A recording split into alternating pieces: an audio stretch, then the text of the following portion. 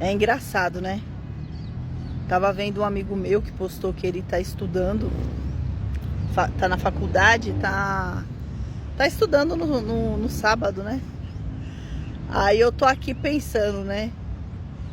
Que a gente tenta tanto se formar pra gente ganhar melhor, pra gente ter um diploma, pra gente ter estudo, né?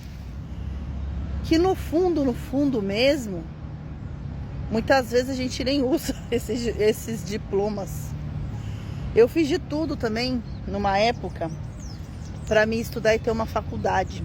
Eu fiz faculdade de serviço social e depois eu fiz a minha pós-graduação em políticas,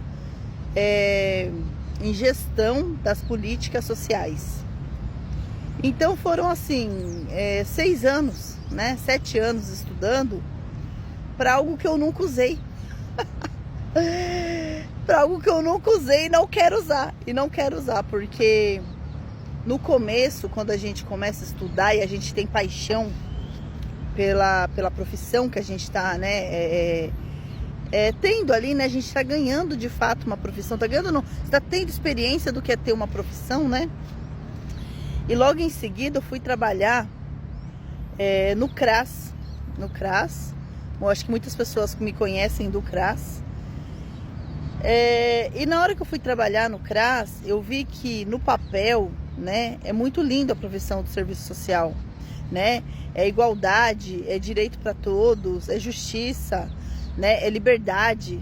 Mas na hora ali, na hora que você vai atuar, você vê que você não consegue, né? Ajudar da forma que você deveria. Eu não falo nem ajudar, eu falo exercer a profissão da forma que ela é escrita por lei, né? Da forma que ela deveria ser feito. E por isso que eu falo, às vezes você ter um diploma, ele não significa nada. As faculdades hoje em dia, né? A minha foi uma faculdade paga. Ela tá ali para fazer você ter um diploma. Ela não tá ali para de fato fazer você entender a realidade como ela é. Você aprendeu aquilo, você ganhou nota, você copiou na sua cabeça aquilo que tem que ser. E é isso, né? Você sai de lá com um diploma, se você copiar bem a matéria, vamos dizer assim, né? E no final de tudo, eu percebo que são só títulos mesmo, porque pra mim não serve de nada. Serve a experiência, serve algumas matérias que eu estudei e eu gostei muito, né? Serve outras coisas, mas não para uma área profissional, entende? Porque no final mesmo, eu nem disso, não é disso que eu vivo. E não é isso que me trouxe uma felicidade, não é isso que... Isso me trouxe uma conquista. Dá uma certa, você fala, puta, caramba, eu tenho uma faculdade, que legal. E aí? A faculdade, gente, eu vou falar pra vocês que estão começando aí, a faculdade, ela só é uma etapa da sua vida. Depois, você tem que correr muito atrás, muito mesmo. E pra você ter reconhecimento dentro da sua profissão, não é só correr atrás, não é só fazer o certo, não. Porque eu falo pra você, serviço social, que mexe com leis, e as leis elas sempre são manipuladas, elas sempre têm uma brecha, então você nunca consegue dar o melhor de si dentro da profissão, entende? E aí, para você ver como é as coisas, né? Eu fiz a faculdade de serviço social, fiz a minha pós-graduação e hoje em dia eu atuo como psicanalista e terapeuta. E eram profissões que eu nunca almejei, mas eu sentia que eu tinha o dom de falar com as pessoas, de tocar nas pessoas, né? Por isso que eu escolhi a profissão assistente social, porque eu queria ter esse contato com o outro, né? Um contato de ajuda mesmo, de ver a necessidade, até eu compreender que eu não deveria trabalhar dentro de uma instituição, que a minha instituição era eu mesmo ser a minha instituição, entende? Eu mesmo ajudar o próximo com o meu conhecimento de auxílio, né? Então, assim, hoje em dia eu não busco ali olhar para pessoas, as necessidades em questão de necessidades pobreza, né? Porque ela está sem trabalho, ou porque precisa de um benefício. Não é isso, mas hoje em dia eu olho para a pessoa como um todo, como a necessidade que ela tem, né?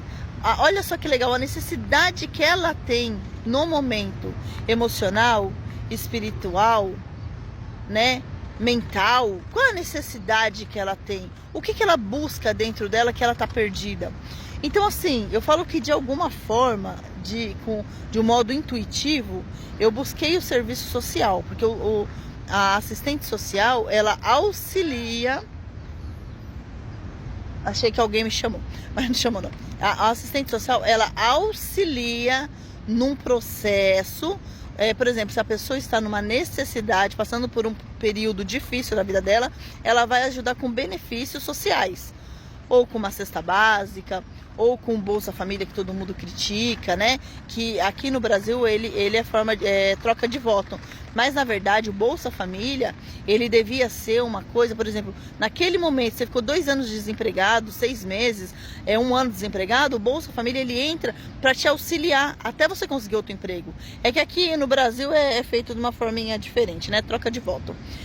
Mas só que a lei é linda. Mas a realidade é outra, entende? Pessoas que precisam de verdade, muitas vezes esse auxílio não chega. Mas muitas outras tá aí recebendo e não precisam. Mas isso eu acho que é da consciência do ser humano, né? Por isso que eu tô tentando falar para vocês, assim, o serviço social, ele me trouxe uma visão da necessidade. Só que a necessidade, né, ela não é só material, ela não é só física, ela é também a necessidade do espírito, da alma, né, do emocional. Então, quando eu encontrei a terapia, eu entendi que foi um complemento. Não foi para mim exercer o serviço social, mas para mim entender o ser humano como um todo. Então, quando eu olho para um ser humano, vou dar um exemplo, uma pessoa que ela é pobre, né? Quando você chega na casa dessa pessoa, a casa dela é limpa, é organizada, é bonitinha, é arrumada, tem tudo no lugar, né? E às vezes na maior simplicidade, né? O chão às vezes é de terra, às vezes a parede não tem reboco, às vezes o barraquinho é de madeira, mas aquela simplicidade. E às vezes você vê pessoas com dinheiro que são porcas, que são sujas, que não tem respeito ao próximo, que não tem amor a nada, que tudo é descartável, que a casa é um lixo. Então você entende que às vezes a pobreza não é só financeiramente. A pobreza está relacionado a algo a mais, está relacionado a um outro aspecto que a gente fala que é a pobreza de alma, né? E a pessoa que ela tem a questão da pobreza, né? Eu não estou falando financeira, gente, estou falando a pobreza de espírito mesmo. É algo além, algo que está na alma dela. Muitas dessas pessoas já vêm com isso desde a infância.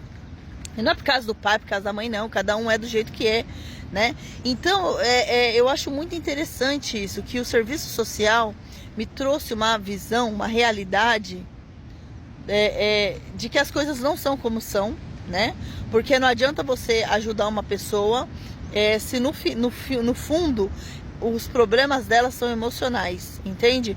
Não adianta você ir lá da cesta básica, da Vale Gás, da Vale Aluguel, se no final essa pessoa ela precisa reconstituir a família dela, ela precisa, por isso que eles falam, né, que é uma questão de vulnerabilidade, né? Por isso que tem o CRAS, ele acolhe pessoas, Centro de Referência de Assistência Social. Mas o CREAS é Centro de Referência Especializado em Assistência Social. Por quê? Porque o CREAS é quando a pessoa já perdeu todos os vínculos.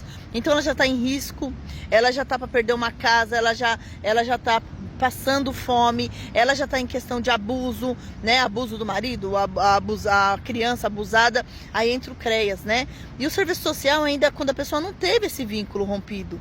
Então é importante a gente entender isso, né? Por quê? Por que aquela pessoa, olha como é importante a questão da terapia, da psicanálise, né? E do serviço social no qual eu tenho a faculdade. Olha só, por que aquela pessoa entrou nessa vulnerabilidade? Por que essa mulher, ela apanha do marido? Por que essa criança está sendo abusada? Será que depende só também do governo? Será que não está dependendo de uma sociedade? Será que não está dependendo de pessoas com a cabeça mais, sabe, melhor? Porque as pessoas falam, ai meu Deus do céu, é porque eu aguento meu marido, eu apanho do meu marido porque, né, eu sofro violência doméstica porque eu dependo do meu marido financeiramente. Eu concordo. Mas será, então, o que tá precisando você se estruturar aí para você poder fortalecer o seu lado financeiro? Será que não tá ligado? Ao que tá ligado? Ao lado da sua infância, né? O que você acredita que você acha que você não é merecedora de ter um relacionamento bom, que você não é merecedora de mudar a sua vida, entende? Eu quero mostrar para vocês que nem tudo é pobreza mesmo só no físico, que está relacionado a uma crença que limita. Você acreditar que você merece um relacionamento, um cara que abusa de você, que bate, que judia, que está relacionado com pais, com mães que bebiam e você hoje em dia não consegue se livrar de algum vício. Os seus filhos começam a seguir o mesmo caminho. Será que tem só a ver com a pobreza mesmo física? Ou será que tem a ver com a energia? Que eu sempre venho falar aqui. Com aquilo que a gente aprendeu e a gente acha que é verdade. Porque agora eu vou falar de mim um pouco. Eu sou uma menina não, sou uma mulher hoje em dia, né? Vou fazer 42 anos. Mas eu vim de uma família de parque. Meus avós eram circenses. Meu pai e minha mãe era de parque. Sabe parquinho de diversão? Meu pai e minha mãe era de parque. Todo mundo achava, tem muito dinheiro. Não tinha. A gente morava em trailers feito de lata. De lata, não era nem de madeira, era de lata. E ali era um quartinho e uma cozinha. Que dormia 6, 7 pessoas. Que era o pai, a mãe e os filhos. E ainda, no caso da minha mãe tinha sobrinhos, né? Que minha tia morreu, os sobrinhos veio morar junto com a minha mãe. Os meus sobrinhos, os meus primos, né? Então eu tenho primos que eu considero irmãos. Mas por quê? É isso que eu quero explicar pra vocês. Porque uma menina que saiu de um parque de diversão, por que eu consegui sair de toda essa realidade? Hoje em dia eu moro na praia. Hoje em dia eu posso dizer, eu tenho uma vida boa, tenho uma vida estruturada. Quando eu olho pra minha vida, eu sinto que minha vida ela é perfeita. Ela só não é mais perfeita porque as coisas acontecem, gente. Por exemplo, eu também tenho um problema. Eu também tenho situações que acontecem comigo que às vezes eu não consigo evitar. Mas eu consigo resolver, entende? Eu consigo ter cabeça para resolver, vamos dizer assim. Eu consigo acreditar na espiritualidade. Eu consigo acreditar que nada é por acaso. Eu consigo perdoar a outra pessoa que me fez mal. Fico nervosa, fico brava, fico magoada, mas passa um tempo eu consigo perdoar aquela situação, aquelas pessoas. Então eu acho que tudo é da gente mesmo, entendeu? Eu sou, igual eu tô falando pra vocês, eu sou uma menina que veio de família. Ninguém dos meus irmãos tem faculdade. Eu fui lá, primeiro eu passei no emprego, eu fui concursada, eu passei no emprego público, né? Eu fui concursada pública. Isso mesmo, entrei num concurso público. Depois, primeiro eu criei meus filhos. Aí quando meus filhos já estavam maiorzinhos, eu falei, bom, vou fazer uma faculdade. Depois da faculdade, todos esses processos eu já entendia de energia, já entendia de espiritualidade, eu só não trabalhava com eles. Com isso, né? Eu não trabalhava com isso. Eu gostava eu gostava muito de estudar, eu gostava muito de aprender, mas eu não trabalhava, eu não mexia com isso, entende? Até o meu pai falecer e eu entrar no processo de depressão. Aí eu me aprofundei, porque eu queria sair dessa dor, da depressão. Aí eu me aprofundei, foi onde eu fui estudar. Mas não estudar para atender os outros, estudar para mim. Aí quando foi em 2020, meu sobrinho também veio a falecer com a pandemia, que foi uma dor muito horrível, porque a gente não esperava, né? O meu sobrinho era forte, meu sobrinho tinha 36 anos na época, a minha idade, né? Que eu também tinha, e ele se foi de uma forma muito inesperada. E eu entrei em outro processo aí já foi a síndrome do pânico. E aí eu fui buscar de novo, porque eu tinha na minha cabeça que eu não iria tomar remédio. Era uma coisa assim que na minha cabeça até hoje. Se eu tenho uma dor de cabeça, se eu tenho uma dor no corpo, eu curo pela linguagem do corpo. Mas eu não tomo remédio. Remédio pra mim é extrema assim, necessidade, entendeu? Porque eu sei que é necessário, mas se eu puder evitar, eu evito. E aí, eu fui buscar, em vez de eu ir lá, né, em psiquiatra, psicólogo, eu fui buscar, não, peraí, calma aí, o que tá acontecendo comigo? O que é essa dor que eu tô sentindo? Por que eu tô sentindo isso de novo? E aí eu comecei a buscar as terapias holísticas, foi aonde eu entrei no mundo, em ser terapeuta. Porque se eu conseguisse ser terapeuta da minha vida, eu conseguia também auxiliar várias pessoas. E eu já tinha esse processo de conversar, igual eu tô falando com você aqui, e fazer as pessoas compreender muitos aspectos da vida delas. E aí eu falei, eu acho que esse é o caminho, né? Eu fazia vários concursos públicos para entrar na área de serviço social. Só que assim, eu chegava a passar, quando chegava na hora, ou eu perdi o dia, ou acontecia alguma coisa, igual o último que eu fiz, eu não entrei porque fizeram um teste. Eu passei no concurso, tipo de 4.000 pessoas, eu fiquei em 180, eu acho. Fui chamada, na hora que eu fui chamada, demorou um pouquinho, mas eu fui chamada. Na hora que eu fui chamada, a gente passa por um teste. E nesse teste eu fui reprovada. Aí ali eu entendi, eu falei, não é pra mim. Eu tenho que fazer a área que meu coração tá chamando. E a área seria, né, a terapia holística e a psicanálise, né? Relacionado à energia e à espiritualidade. Porque terapeuta tem um monte, psicanalista tem um monte, só que ligado à energia e à espiritualidade são poucas. Você pode ver que tem poucas pessoas que trabalham dessa forma que eu trabalho. Então, é isso que eu queria falar com vocês, né? Isso que eu vim trazer para vocês, né? Que os diplomas, às vezes, tudo bem, eles vão auxiliar em alguma coisa. Hoje eu sei que o meu serviço social, né? A minha faculdade de serviço social, gestão pública, foi para dar uma base até mesmo para a questão da terapia. Que nem tudo, hoje em dia eu já sei que nem tudo está relacionado ao material. Que tem coisas que ou até mesmo de outras vidas. Você já pensou um trauma que você tem, que aconteceu na barriga da sua mãe? Como é que você cura esse trauma se você não lembra dele? Mas tá lá. Às vezes, eu vou dar vou contar uma historinha aqui pra vocês. Uma historinha, né? Tô falando que isso acontece, né? Mas é uma historinha. Vamos dar um exemplo, que você estava lá na barriga da sua mãe estava grávida de você, e a sua mãe descobriu uma traição do seu pai, da sua tia, uma traição. E a sua mãe sofreu muito com essa traição. Você, como feto, lá na barriguinha da sua mãe, você sentiu toda a dor que ela sentiu por essa traição. Tá entendendo? O que acontece com você, bebê, sem entender nada do que está acontecendo? Você só sentiu a dor.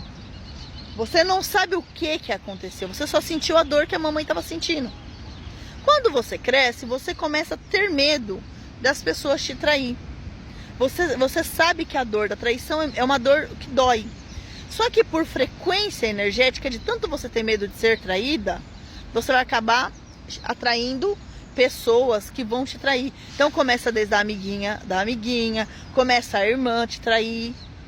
É coisas bobas. Até você entrar num relacionamento que o seu parceiro te trai. Mas por que isso acontece?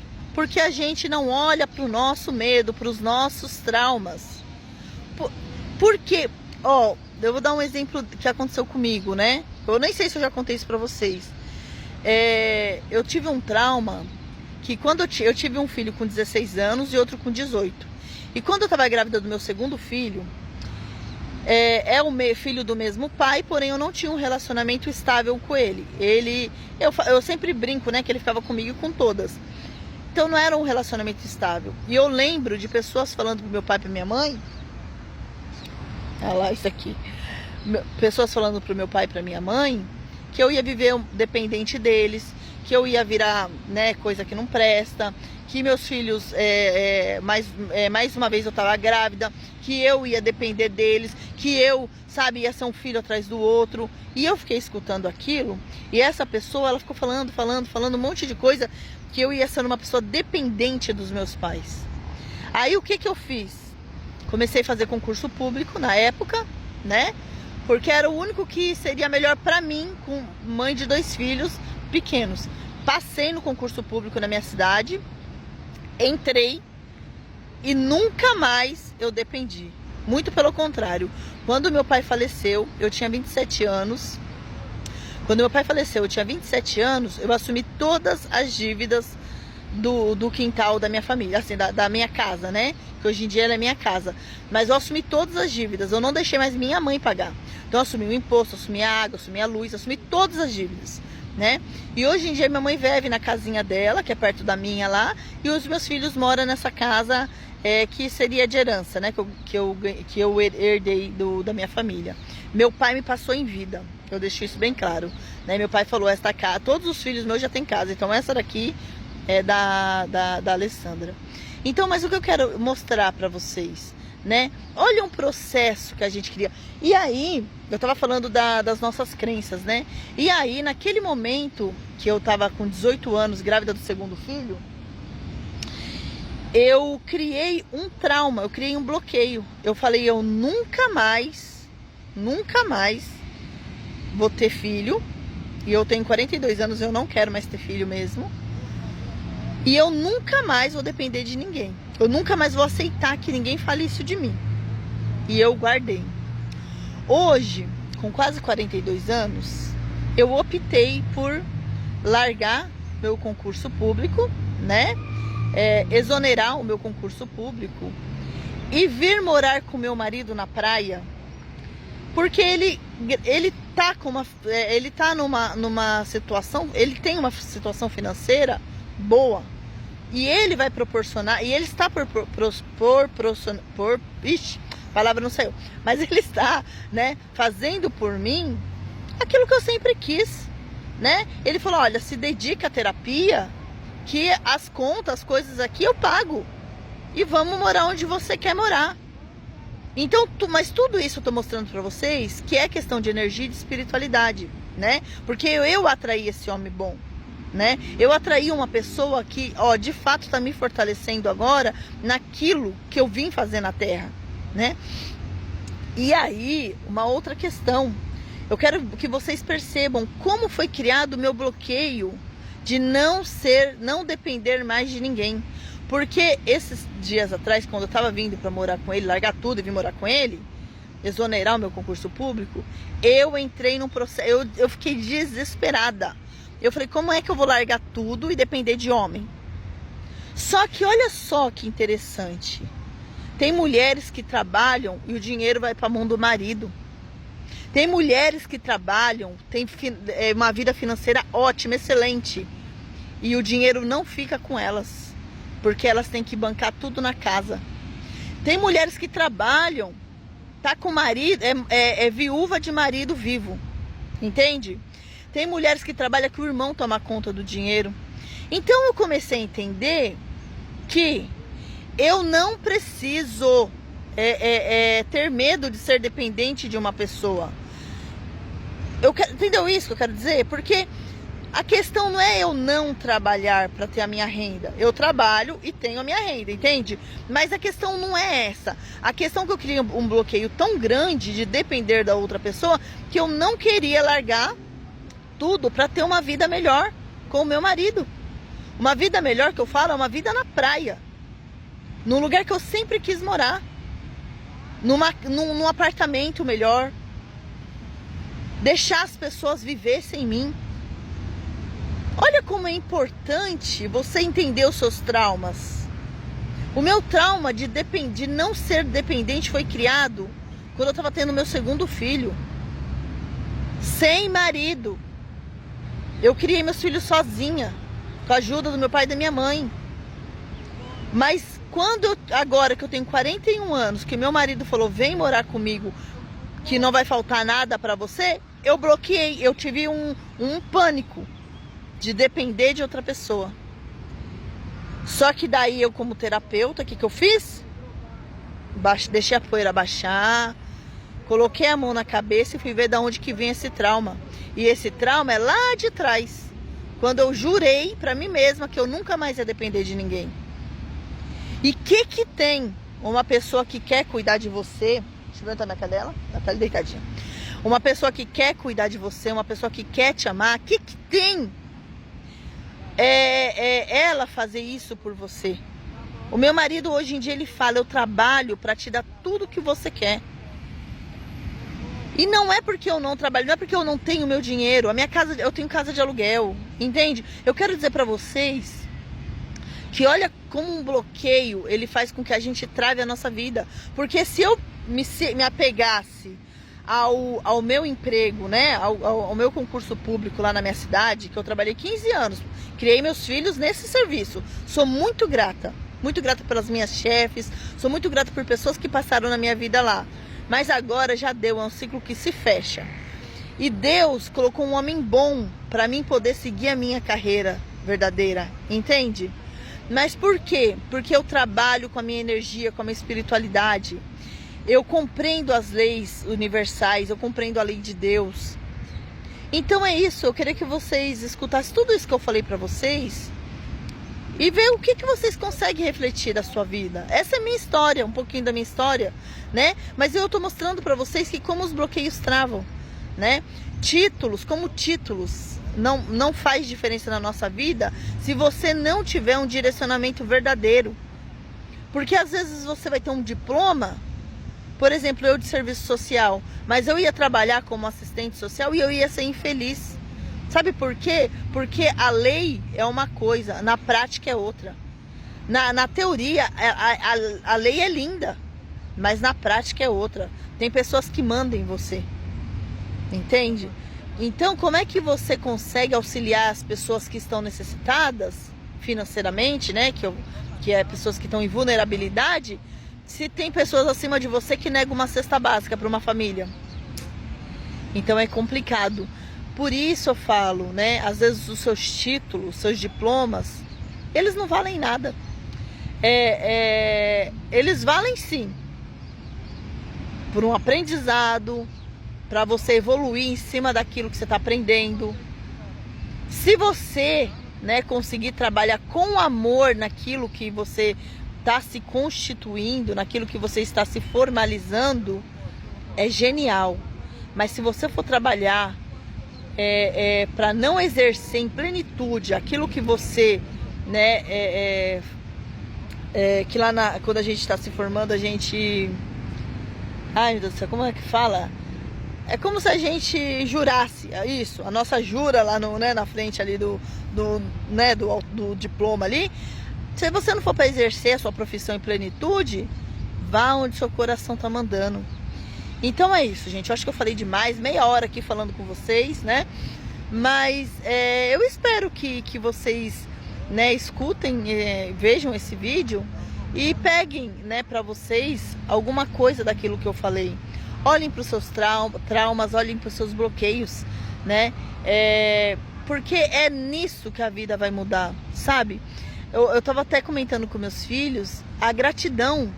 Você não precisa... A pessoa fala, mas eu não consigo perdoar. Eu não sei... Então agradece, só agradece só. Mas eu não consigo agradecer meu pai que foi embora. Agradece seu pai que te deu a vida. Mas eu não consigo agradecer a minha mãe. Ser grata pela minha mãe, porque minha mãe nunca criou eu. Mas ela te deu a vida, sabe? Se você tá aí respirando, tendo uma vida, conseguindo, tentando ir atrás dos seus objetivos, é porque você teve um pai e uma mãe que te deu a vida. E outras pessoas te criaram com amor, com carinho. Ou também não. Mas agradeça, porque a gratidão, ela automaticamente entra no processo de perdão, entende? E em primeiro lugar, se perdoa. Mas só que eu acho que eu já me perdoei. Não, o perdão, o auto-perdão é você passar um pano pra você, tá tudo bem se você errou. Bom, gente, é isso. Eu sou a Alessandra Marques, eu sou psicanalista energética e espiritual, trabalho na consulta na mesa radiônica. Se você tem curiosidade ou quer saber algum bloqueio da sua vida, entre em contato comigo.